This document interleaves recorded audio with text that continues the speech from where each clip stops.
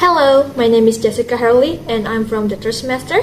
So I will be telling you a story about Little Red Riding Hood, which will be my assignment for subject Speaking 3. I will be starting now and I hope you enjoy my storytelling. So, once upon a time, there was a little girl who lived in a village near the forest. Whenever she went out, the little girl wore a red riding cloak. So everyone in the village called her Little Red Riding Hood. One morning, Little Red Riding Hood asked her mother if she could go to visit her grandmother, as it had been a while since they'd seen each other. "That's a good idea," her mother said. So they packed a nice basket for Little Red Riding Hood to take to her grandmother. When the basket was ready, the little girl put on her red cloak and kissed her mother goodbye. "Remember, go straight to your grandma's house," her mother cautioned. "Don't dawdle along the way, and please don't talk to strangers. The woods are dangerous." "Don't worry, Mommy," said the Little Red Riding Hood. "I'll be careful." But when Little Red Riding Hood noticed some lovely flowers in the woods, she forgot her promise to her mother. She picked a few, watched the butterflies flit about for a while, listened to the frogs croaking, and then picked a few more. Little Red Riding Hood was enjoying the warm summer day so much that she didn't even notice a dark shadow approaching out of the forest behind her. Suddenly, the wolf appeared beside her. "What are you doing out here, little girl?"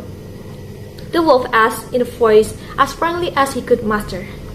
"I'm on my way to see my grandma, who lives through the forest, near the brook," Little Red Riding Hood replied. Then she realized how late she was and quickly excused herself, rushing down to the path to her grandma's house. The wolf, in the meantime, took a shortcut. The wolf, a little out of breath from running, arrived at grandma's and knocked lightly at the door. "Oh, thank goodness, dear. Come in, come in. I was worried sick that something had happened to you in the forest," said Grandma, thinking that the knock was her granddaughter. The wolf let himself in. Poor Granny did not have enough time to say another word before the wolf gobbled her up. The wolf let out a satisfied bird, then poked through Granny's wardrobe to find a nightgown that he liked. He added a frilly sleeping cap and for good measure dabbed some of Granny's perfume behind his pointy ears. A few minutes later, Red Riding Hood knocked on the door. The wolf jumped into the bed and pulled the covers over his nose. "Who is it?" he called in a cackly voice. "It's me, Little Red Riding Hood."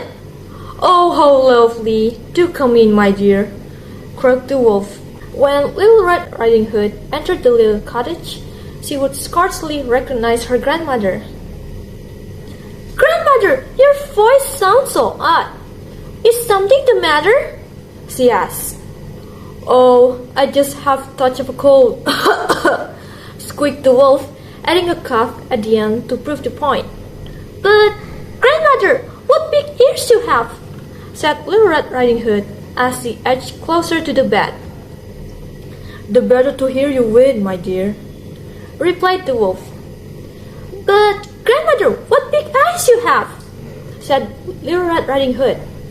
"The better to see you with, my dear," replied the wolf. "But, Grandmother, what big teeth you have!" said Little Red Riding Hood, her voice quivering slightly. "The better to eat you with, my dear," roared the wolf, and he leapt out of the bed and began to chase the little girl. Almost too late, Little Red Riding Hood realized that the person in the bed was not her grandmother, but a hungry wolf. She ran across the room and through the door, shouting, "Help! Wolf!" as loudly as she could. A woodsman who was chopping logs nearby heard her cry and ran towards the cottage as fast as he could. He grabbed the wolf and made him spit out the poor grandmother, who was a bit frazzled by the whole experience, but still in one piece. scared, sobbed the Little Red Riding Hood. I'll never speak to strangers or dawdle in the forest again. Dear child, you've learned another important lesson. Thank goodness you shouted loud enough for this kind woodsman to hear you. The woodsman knocked out the wolf and carried him deep into the forest where he wouldn't bother people any longer.